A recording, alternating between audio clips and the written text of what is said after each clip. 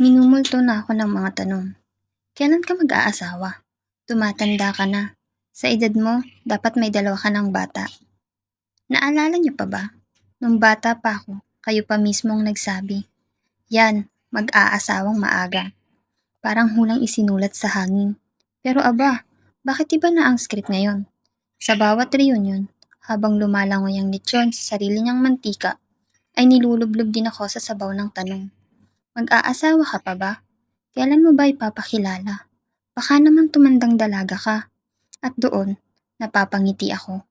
Ngiting may bahid ng inis.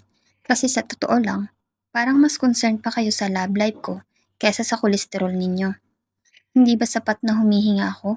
Lumalaban? Nagtataguyod ng pangarap? Na may sarili akong oras, hindi nakasing sa alarm clock ng lipunan? Ang pag-ibig, hindi nasusukat sa singsing, sa papel o sa apelyido. Kung yun lang ang basihan ng halaga, edi sana lahat ng ikinasal masaya. Pero teka, lahat ba kayo masaya?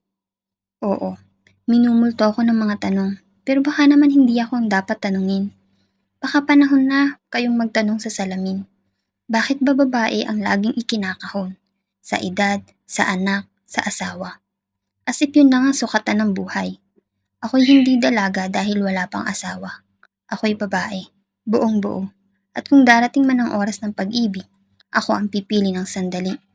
Hindi para habulin ang deadline ng lipunan, kundi para sundan ang tibok ng puso ko. At kung sakali mang hindi siya dumating, o edi ano ngayon, mas okay ng tumandang dalaga kaysa tumandang may asawa, pero multo naman ang pagsisisi.